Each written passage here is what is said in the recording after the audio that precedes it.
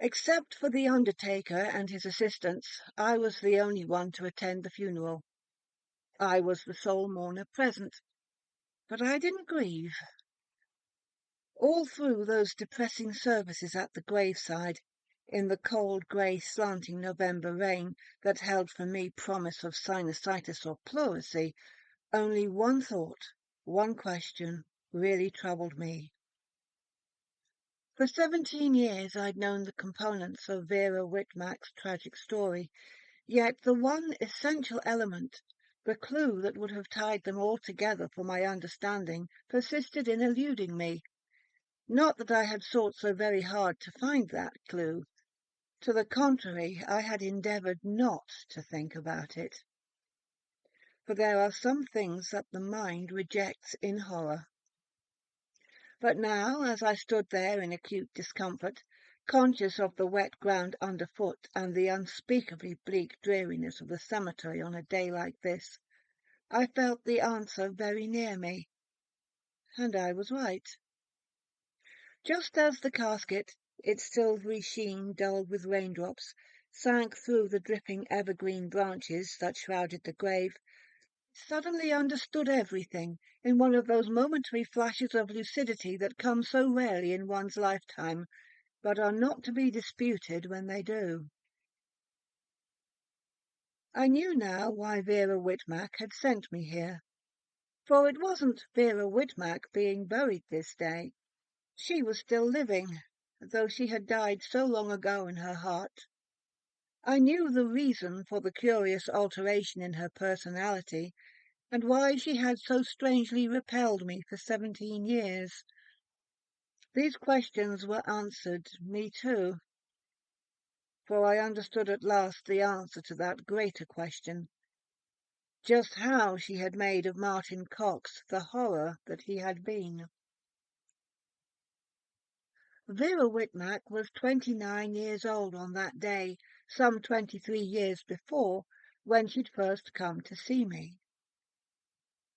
Miss Dorney, my secretary at that time, a thin, acidulous spinster, came into my inner office, disapproval writ large on her narrow face.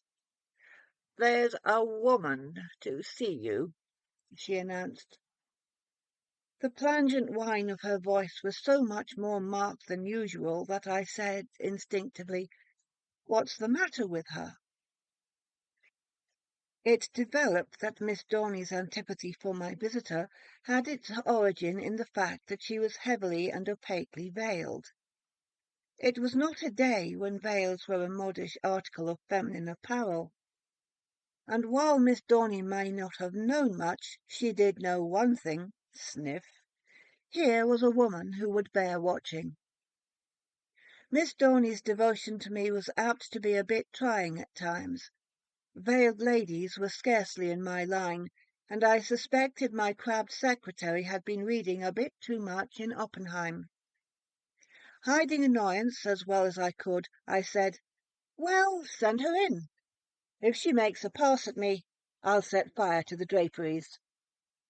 Miss Dorney permitted herself another contemptuous sniff for my levity before throwing open the connecting door. "Mr. Burnett will see you now," she announced acidly to the visitor, yet hidden from my sight. And she held her skirt back eloquently, as if from contamination, as the visitor passed her. It is true that the woman who entered wore a veil so thick that her features could not be discerned. Yet somehow, despite it all, she gave the illusion of beauty. Perhaps this was due to the glint of golden hair curling softly around the back of her hat, or the grace with which she moved, or the perfection of her legs, sheathed in smoky chiffon of the sheerest. When the door had shut behind Miss Dorney's ramrod back, I waved my visitor to a chair. "I'm Vera Whitmack," she said when she had settled herself. Her voice was low and pleasing, thrilling to the ear as the soft, throbbing music of marimbas. "I was referred to you by Mr. Alvin Purgis, of the Purgis and Stoneman shows." I'm an investment counsellor, and I number among my clients a great many people of the theatrical profession. My acquaintance among them has always been wide, for my father, when he was alive, had owned several theatres here in the city. I knew Purgis, of course, though he wasn't strictly theatre. The carnival man, I said, to put her at her ease. She nodded. Until 3 months ago, I ran a mid-camp with one of his shows.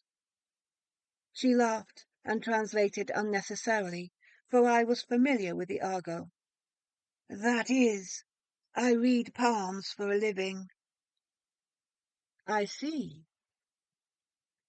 Though her eyes were invisible to me through the veil, I felt that she was studying her black-gloved hands resting in her lap. They tightened on the purse she held now, from which involuntary movement I somehow deduced that what she was about to say next would be at the cost of some mental anguish to her. In this assumption, I was correct. On a hot July day 3 months before, she told me, a leopard escaped from its cage, terrorized the Purgis and Stoneman carnival shows, and killed a 4-year-old boy not 15 yards from where Vera's tent was pitched. She was reading someone's palm at the time, but she ran out of her tent when she heard the screams of the child and snarls of the animal. The screams stopped abruptly, and the child lay ominously still in the hot, dry dust of the midway. The snarling beast crouched above him, worrying the ragdoll form. Vera didn't hesitate. Courageously, if mistakenly, she went barehanded to the rescue of the little boy. He was already dead, but she didn't know that.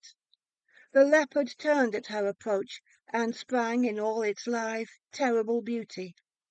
Its weight knocked her from her feet. It clawed her face and upper body hideously before its keeper came belatedly, running with a gun, and killed it. For weeks Vera lay in the hospital in a drugged stupor, and they despaired of saving her life. But unfortunately, I recovered, she said now, with a gallant, rueful little laugh that robbed the remark of any hint of self-pity.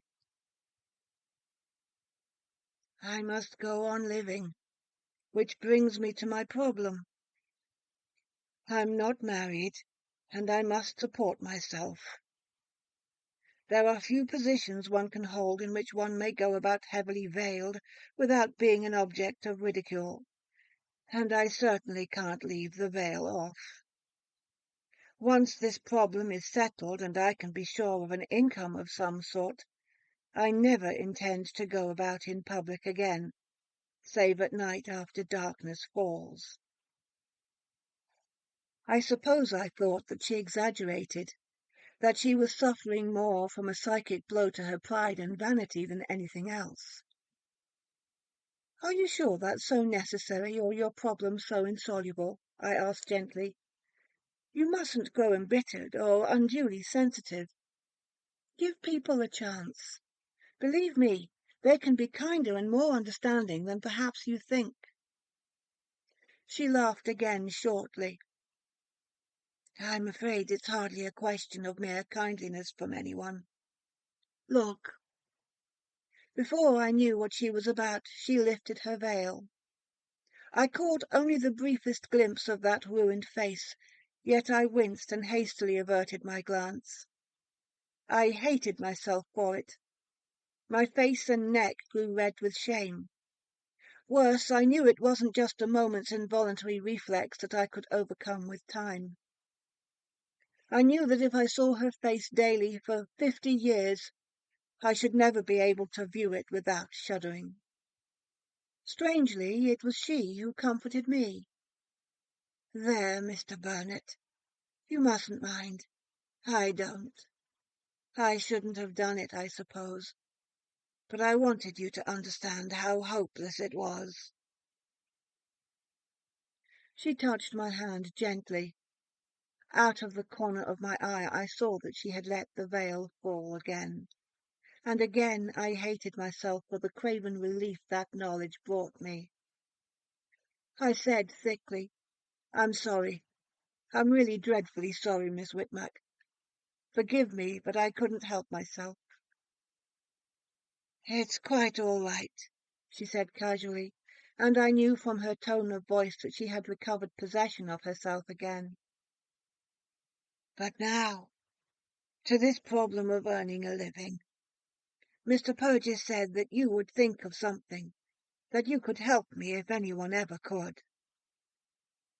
She moved forward and sat there eagerly on the edge of her chair. The blind faith in me implicit in her hopeful attitude was so great that I could scarcely bear it. I got up and went to the window to raise it that I might hide my feelings. I know that the emotion I felt for Vera Whitmark in those early days was never love, but pity is so closely akin. I had to help her somehow. But how? To offer anything that might be construed as charity was unthinkable. I stood there thinking, fiddling with the curtain cord, watching the hordes of people moving ant-like on the busy avenue below. Perhaps that's what gave me the idea. Certainly, I wanted desperately to help this unhappy woman. Quite apart from the pity with which she filled me, I liked her. I liked her very much. I said tentatively, "There's one thing." "Yes?" I turned to face her. "Have you any money at all?"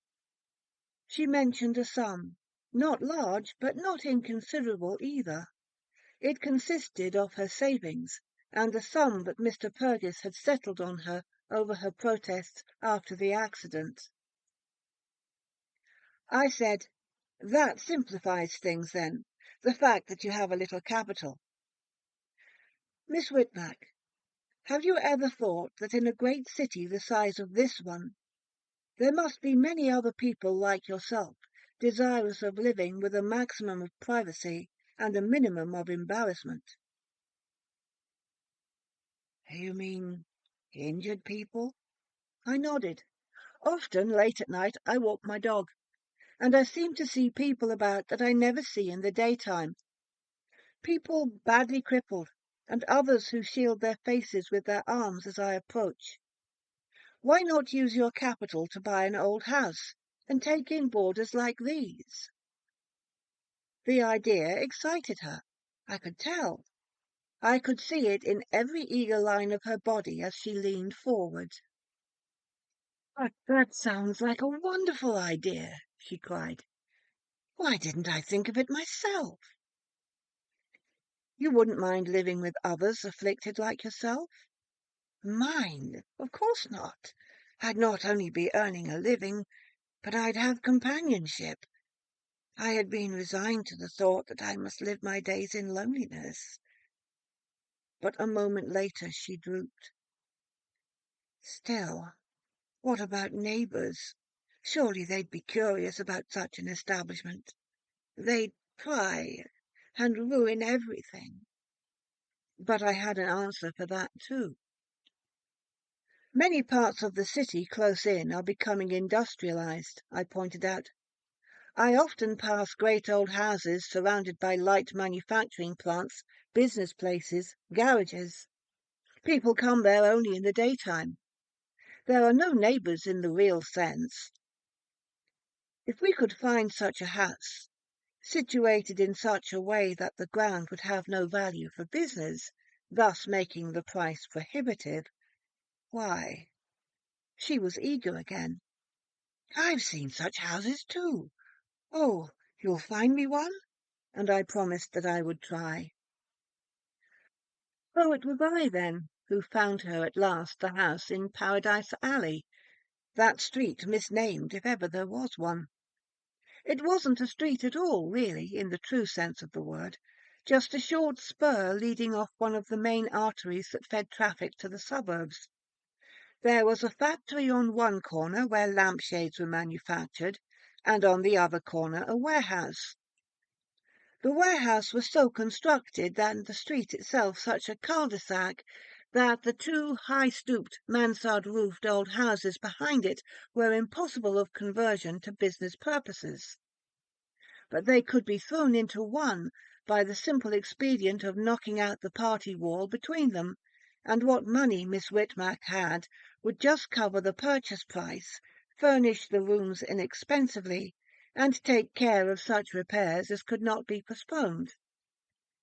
After that, it would be up to her. She bought it, and I'm happy to say that she did quite well. In the 6 years ensuing, she not only recovered her original investment, but more than doubled it, turning over her monthly income to me to reinvest as cannily as might be to yield the greatest return. Oh, it had been slow for her at first, of course. It was a year before she had her full complement of 8 boarders besides herself, and God knows where she ever found them at that. She certainly never advertised publicly, but I suppose news of the strange boarding-house that she kept in Paradise Alley spread by word of mouth. Such things have a way of getting around. Those 6 years cemented our friendship, but it seems odd to confess how little I really learned about her in all that time. I knew her father had been a German from Milwaukee, her mother a gypsy of Magyar descent. That was all. But in the light of what happened later, I suspect it was from her mother she must have learned those black arts that she possessed. Of the 8 boarders, the only one I ever grew to know fairly well at all was Andy Schultz, the right side of whose face was one vast keloid from nose to ear. All the others, at my approach, scuttled away from me in the darkened halls, purposely kept dimly lighted by Vera that they might escape embarrassment. Of these, 2 were freaks I knew, recruited from the Purgis and Stoneman show. There was a woman whose face had been horribly burned by acid, hurled by a jealous wife. There was a man without ears. But why continue? To persist in the grisly catalogue of their infirmities savours too much of the morbid. To me they were only vague shadows, dimly seen, and the effect was decidedly eerie on those frequent occasions when I called at the house in Paradise Alley to discuss with Vera matters of business. Andy Schultz, too, had been chary of me at first, but we came to exchange salutations in time, though he was always careful to keep the damaged side of his face scrupulously averted from my eyes. Later he grew used to seeing me about, and as we talked more and more on every visit, gradually his shyness wore off.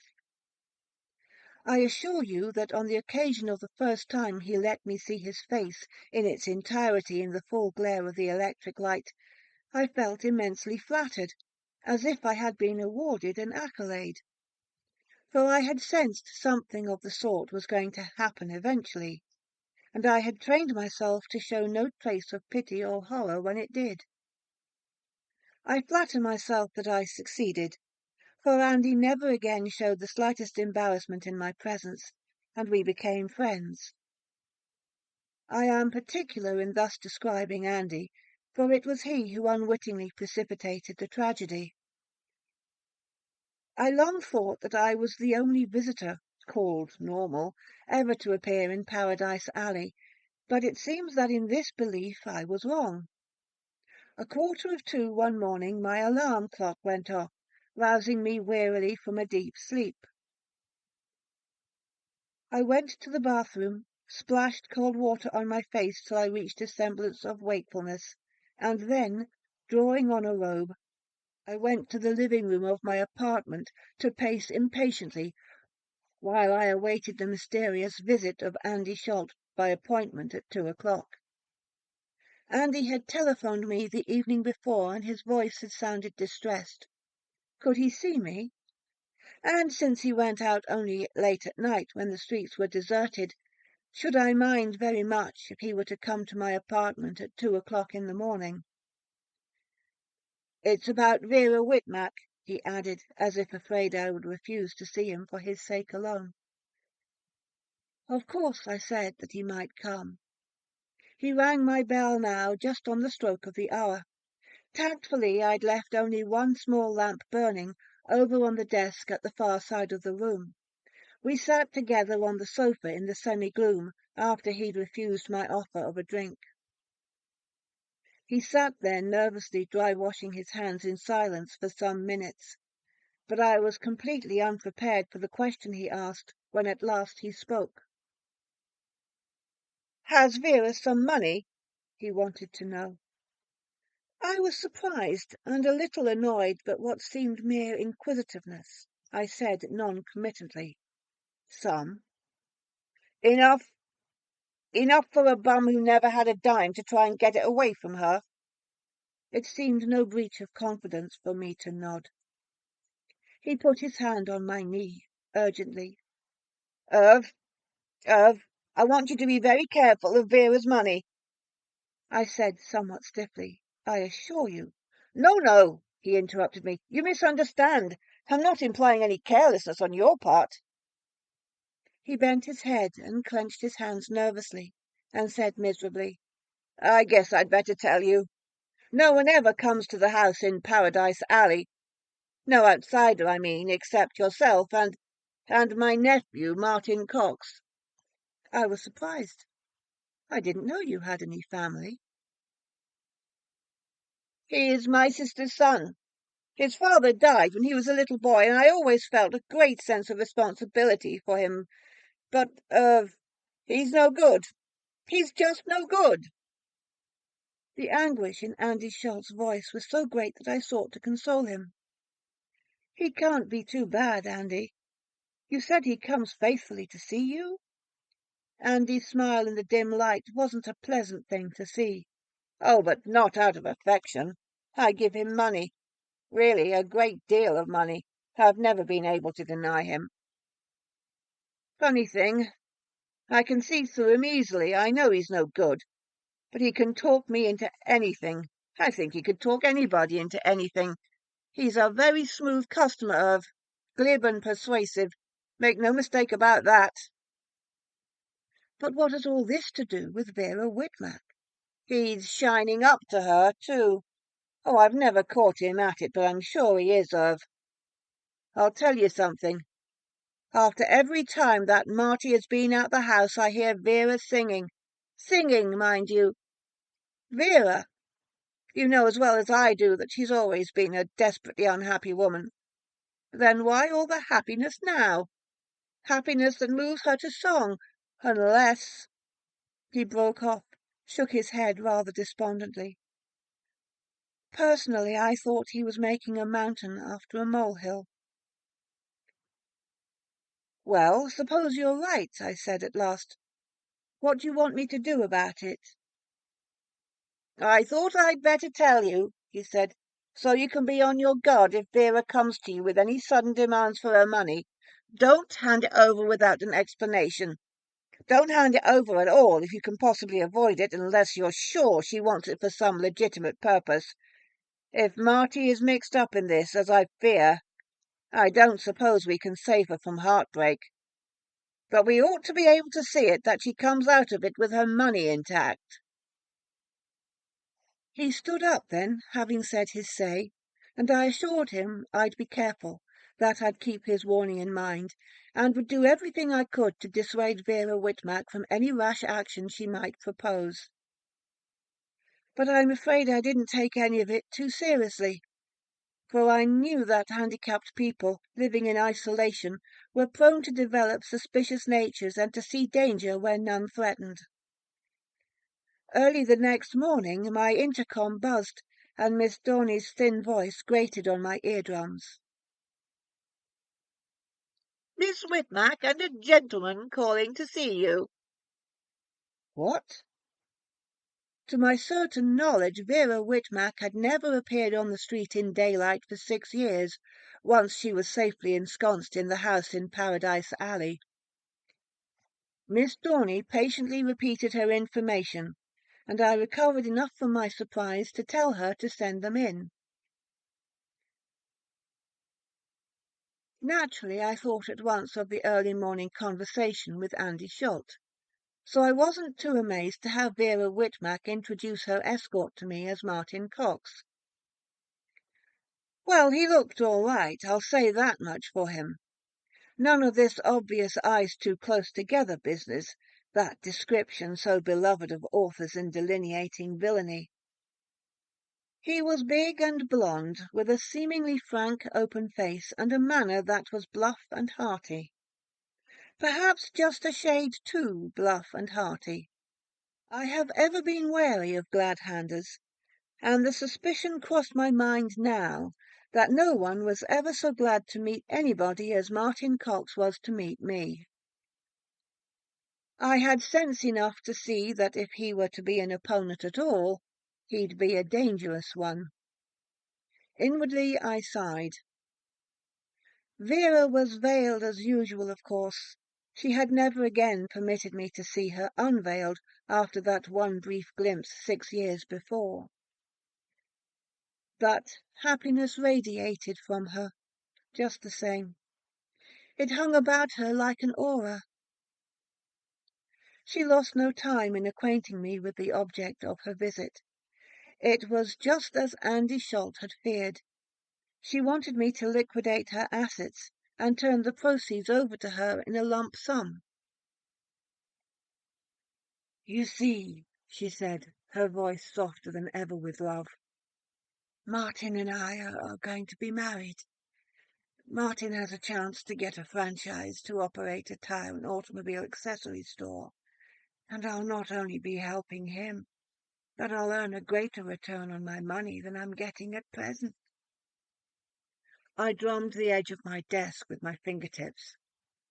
There were things I wanted to say, but Cox's presence made it a little difficult. He was clever. He was either very sure of her, or else completely lacking in ulterior motive. I couldn't be sure which. For he stood up, and his hand caressed Vera's shoulder briefly. "Honey, I think you and Mr. Burnett ought to discuss this alone. After all, it's your business." He overrode her protests and patted her shoulder gently. "I could do with a cup of coffee, and I'll be in the cafe downstairs." He shook my hand again genially before he took his departure. It was very gracefully done. If he felt any slight tinge of resentment at my caution and general lack of enthusiasm, he hid it completely. With him out of the way, it was easier, of course.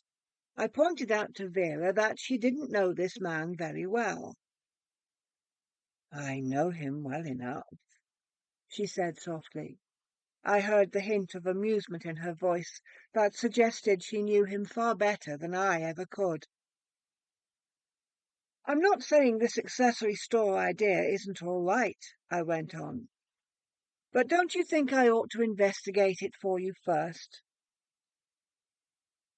"Martin has already looked into it," Vera said, "and he assures me it will pay me 8%, which is far more than my money is earning now." I was patient. "But there's the factor of safety, Vera. As I've invested your money, the return may be smaller, but it's as secure as anything ever can be in this world." "Quite apart from the question of return," Vera said, "my main consideration is the fact that I'd be helping Martin." I tried a more personal attack. "I know you love him, my dear, but can you be sure he loves you?" It was cruel of me, I suppose, for I think she winced, though through the veil I couldn't be sure. Certainly, though, she drew back a little in her chair. "I know what you mean," she said low. "My face. But Martin says he fell in love with my voice and my personality. He says it doesn't matter to him at all that I've been injured. Oh, I admit that I wasn't easily convinced. But in the end, She spread her hands in a little rueful gesture. After all, it was so highly improbable that he could love me. For instance, mutilated or not, I've always felt that you liked me. Child, I touched her hand. Of course I do. Well then, don't you see? If I could inspire liking in one man, why not love in another? It was the logic of a woman who was herself in love. He had persuaded her, but perhaps not so much as she had persuaded herself. But at any rate, I felt that it was useless to go farther on that tack. But I didn't give up. For 15 minutes more I tried to sway her, using every argument at my command. In the end, she only grew annoyed. "Mr. Burnett," she said at last firmly, "our business relationship has always been very pleasant. Please don't make me do something now to spoil 6 years of friendship." From which I inferred she meant to sue me for her money if all else failed. I had done what I could. It was her money, and I couldn't withhold it from her if she was so set on having it. Besides, I began to wonder if I were right. Who was I to play God, to be so sure that I knew what was best for Vera? I remembered Martin Cox's gentle hand on her shoulder. Perhaps he did love her. Even if Andy Schultz were right, and Cox had never been any good, perhaps Vera was just the woman to change him. Love had worked miracles before. As for my own vague distrust of the man, I recollected that I had vaguely distrusted a number of married men I'd met, who were probably ideal husbands to their wives, no matter how I felt about them. I sighed, still feeling troubled, but in the end I promised to start selling Vera's securities, and she was quite satisfied when I told her it would probably take a few days to clear everything up. That was a Thursday. I got busy at once, and by the next Tuesday I had a cashier's cheque covering every penny of the money that belonged to Vera, as well as a statement fully explaining all transactions. I sent the papers to her late that afternoon by registered mail, and then phoned to tell her they were on the way. "Thank you, Mr. Burnett," she said. "You have been a good friend to me, and I'll never forget it. Martin and I will be married very quietly here next Saturday morning, and of course you must come to the wedding." I promised that I would. I spent a bad 24 hours then. Perhaps I sensed what was coming. Andy Schultz telephoned me at my apartment late Wednesday night. He was scarcely coherent at first. "You promised me! You promised me, Irv!" he said over and over, reproachfully. Strangely, I knew what he meant. "I'm sorry, Andy, I did what I could, but it was no use. Besides, there was always the chance that we were wrong and Vera right." He laughed hysterically at that. "We were wrong! Wrong! And Vera was right!" He stopped then for some seconds, getting hold of himself. When he spoke again, it was more quietly, his voice heavy with despair. "You'd better get over here at once, Irv. Trouble." And he hung up in the midst of my agitated questions.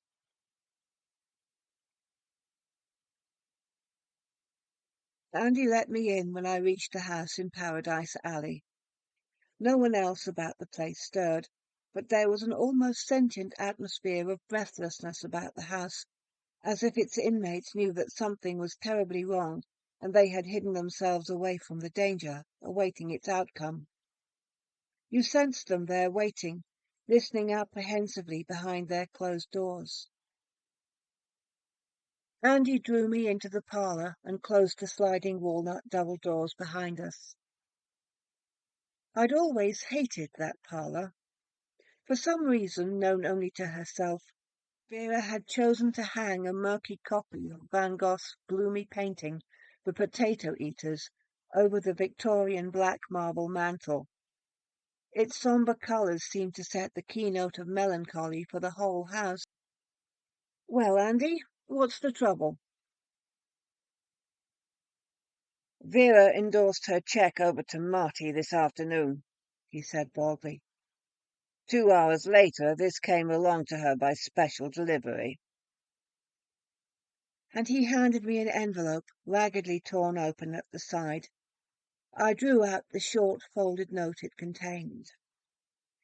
It's 17 years since I read that note, and I don't remember it verbatim. I don't think I wanted to remember it. But even today I can still feel some of the shocked disbelief I felt then at its unmitigated venom. It was not enough that he told her he was leaving town and wasn't marrying her. It was not enough that he told her he didn't love her. He had to taunt her cruelly, besides, with her ridiculous vanity in believing that anyone could love her. She, he wrote, was a monstrosity who should hide herself forever from the eyes of men. The loss of her money was bad enough, but this gratuitous brutality sickened me. I remember asking Andy in bewilderment, "But why? He had the money. Why did he have to do this? Destroy the last vestiges of her pride?" Andy made a grimace. "I told you he was like that." "And Vera?" He jerked his head upward. "In her room. She won't let me in. But I thought perhaps you—" I stuffed the note in my pocket and went to the staircase in the outer hall. Andy trailed after me disconsolately. Together we ascended the stairs. Vera's room was the large one at the front of the house. I knocked on the heavy walnut door. There was no answer. "Vera," I called softly. "It's Irv Burnett. Please let me in." Again there was no answer. I tried the door, and it was unlocked. I opened it and looked in cautiously. Then I threw the door wide open and went in, and again Andy followed me, as if he were helpless to do anything else. Vera, fully dressed and veiled as usual, was sitting bolt upright in an armchair. She had the air of one who had been sitting there for hours, and would sit there forever if nothing happened to disturb her. We went over to stand uncomfortably before her. "Vera," I said, "I'm awfully sorry. Perhaps it isn't too late to do something." She didn't answer. I turned to Andy. "Where was Cox staying? He may still be there, for there was no real reason for him to rush out of town, as the cheque has been properly endorsed over to him." Andy told me the name of Cox's hotel. "I'll go there now," I said. "Perhaps I can force him to turn it over to me." Andy brightened a little. It seemed a forlorn hope to me, but at least it enabled me to persuade myself that I was doing something. Vera spoke for the first time. "The money is unimportant," she said tonelessly. "The house is paid for, and I can make more." She spoke as the dead might speak. With a deliberation that was frightening, she lifted her veil and draped it back from her face. I don't know whence came the strength to enable me to conquer the almost overpowering impulse I had to turn my eyes away. I stared at Vera. She might have been a woman carved of stone. Her one undestroyed eye gazed straight before her, obviously seeing nothing. She said, "Marty shouldn't have written that note. I would have forgiven him anything else but that. I intend to take care of Martin Cox. You may leave me now. I have things to do." It was obvious that for her we had ceased to exist. We left the room, Andy and I, awkwardly enough, closing the door quietly behind us. I waited till we were down on the lower floor again before telling Andy. "I intend to go to Cox's hotel just the same. But Vera frightens me. Stay in the upper hall, will you, and listen for anything wrong?" "You think she plans to harm herself, or Marty?" Andy asked. "In the condition she's in, there's no telling what she might do," I said. "Don't let her leave the house till I get back. I don't want her getting into further trouble. Keep an eye on her." Andy promised faithfully that he would. After telling me the name of the hotel, he had given me Martin Cox's room number 2, so that I was prepared to slip past a desk clerk and go directly to the 4th floor. But the desk clerk wasn't at his station, as it happened, and the lobby itself was deserted at that early hour. It was a small hotel with only one elevator, and the cage was not at the lobby floor either. I didn't ring for it, but took the stairs. When I opened the steel door giving onto the 4th floor corridor, I knew at once that something was wrong.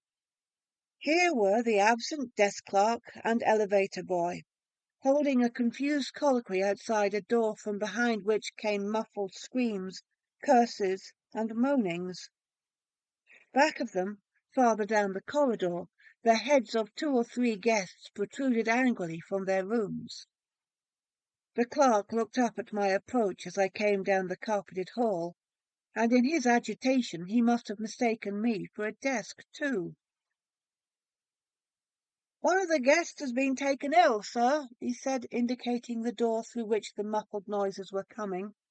"Just go right along to your room. Everything will be taken care of. He was babbling nervously. "How long has this been going on?" I asked. "Isn't that Martin Cox's room?" "Some 10 or 15 minutes, the clerk said.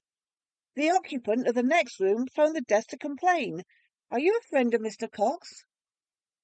I nodded. "We can't imagine what is wrong. We've been afraid to go in because the noises don't sound human, sir." The clerk wiped his forehead. "I didn't like to call the police for fear of giving the hotel a bad name, so I called the psychopathic hospital, and they promised to send an ambulance and attendants to remove the gentleman. I wanted to see for myself what was going on behind the closed door of 418.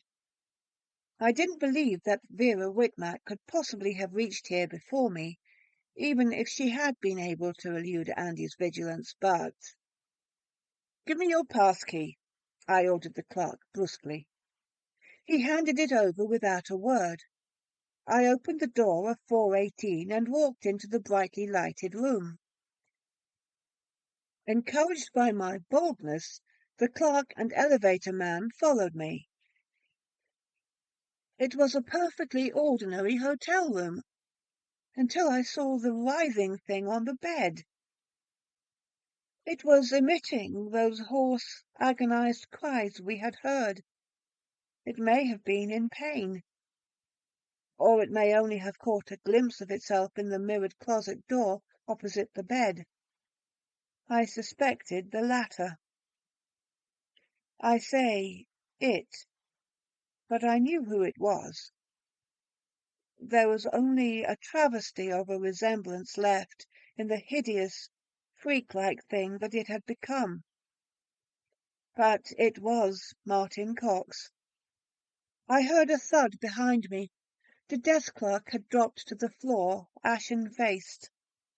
The elevator boy was nowhere to be seen. He must have fled precipitately after his first glimpse of that horror on the bed. And then I heard him being sick in the bathroom. I acted now.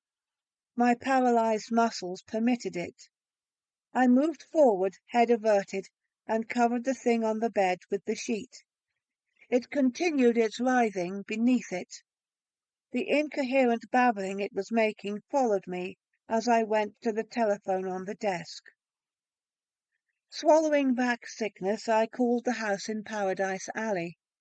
Andy must have been waiting, still faithfully guarding Vera. There was a telephone extension in that darkened upper hall. He answered in a minute. "Vera," I said. "Has she left her room at all?" "No." "You're sure?" "Positive. I've heard her moving about there ever since you left." "I must talk to her," I said. "Call her at once." I thought perhaps she'd refuse to come to the phone, but it was only seconds before she spoke to me. "Yes?" It was only a word. It was only a voice heard over the telephone. But there was a change. A dreadful change. Cold thrills prickled my spine. I shrank back a little, looked at the telephone I held, as if it were responsible for the metamorphosis. "Vera?" I said doubtfully. "You've called to tell me that something has happened to Martin Cox," she stated.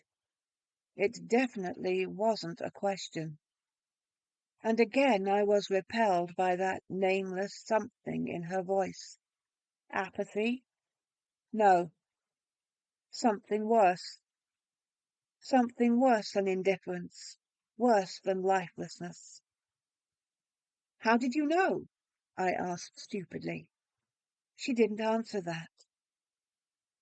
"Bring him here," she ordered. Two men in white coats carrying a stretcher came into the hotel room behind me.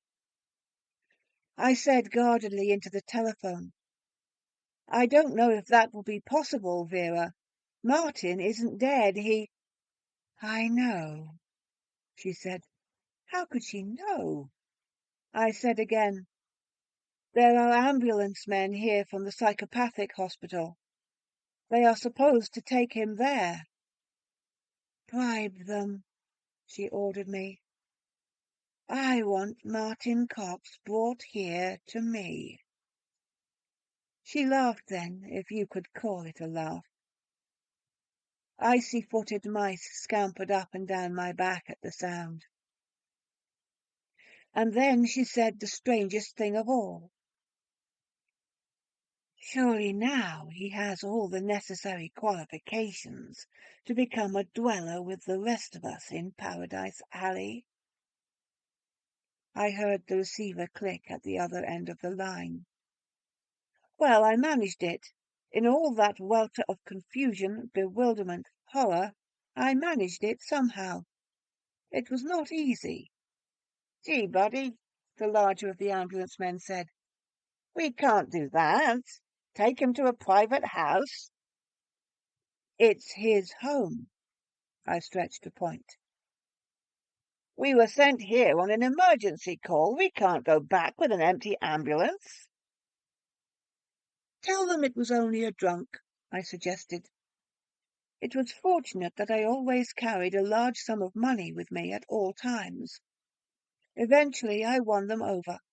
I swore I'd be responsible, that there would be no repercussions for them, and the money turned the trick. They went over to the bed. Their bewilderment equaled my own. They looked at the small size of whatever it was that was writhing beneath the sheet. When one of them stretched out a hand to turn the sheet back, I stopped him. "Leave it covered," I said sharply. Is it human?" "It was," I said. "Put it on the stretcher just as it is. I'll ride in the ambulance with you." I scarcely remember how we left the hotel with our burden. or any detail of the following ride through the dawn to the house in Paradise Alley. Andy was waiting and let us in. Vera says to bring him up to her room. His eyes were wide with curiosity. In the confusion of manoeuvring the stretcher up the narrow stairs, I whispered to him, "You swear Vera didn't leave her room at any time?" In a way, it was a ridiculous question, for even if she had, how could she have wreaked such damage on Martin Cox? Andy had been regarding with puzzled wonderment the small size of the thing under the sheet. It was obvious that he could make nothing of it. Now he shook his head and answered my question. "I'll swear it. She was there all the time. But Irv, there seemed to be something wrong with her. I could hear the murmur of voices, and I could smell something." "What? Smell what?" "I don't know. I don't think I want to know. It was like she was burning matches, only worse. It smelled awful." He shuddered. The ambulance men transferred the stretcher's burden to Vera's bed and left hastily, muttering between themselves. God knows what they made of it all. We were left alone in Vera's room, she on one side of the vast Victorian walnut bed, Andy and I on the other. It wasn't only Vera's voice over the telephone that repelled me. There was something about her now that made me glad the width of the bed was between us. I couldn't understand it, for I had always liked Vera, but now I could scarcely tolerate being in the same room with her. I sniffed. Andy was right. The air was still faintly redolent of some unpleasant odour. Vera lifted her veil, drew back the sheet covering the thing on the bed, and looked down on it. I wish I might have prepared poor Andy in some way. I heard him moan, and I knew that he had immediately recognized it, despite its appalling change. As for Vera, she accepted it calmly. I tell you, she knew what Martin Cox was going to look like when he was brought to her. She seemed visibly to grow taller, Jovian, as she stood there looking down at him. There was a strange, unfathomable iciness in her only eye. He was a tiny thing, shriveled, hideously malformed. He swayed there crab-like on the white sheet, his screams long since died to fretful whimperings. The tiny bulging eyes looked up at her imploringly. Vera spoke in that new, awful voice. "I'll take care of you, Martin," she whispered. "I'll take care of you until you die. And that won't be for a long, long time, Martin." The thing's whimperings rose to a muted frenzy. It amused her. She smiled. The horror of that smile in the ruined face. "But I wouldn't dream of marrying you now, Martin," she almost crooned. She reached down and touched the thing gently. It quivered under her hand. "You know why, don't you, Martin?" It looked at her. Somehow Andy and I managed to get out of that terrible room with its terrible occupants. For Vera was worse than the thing on the bed.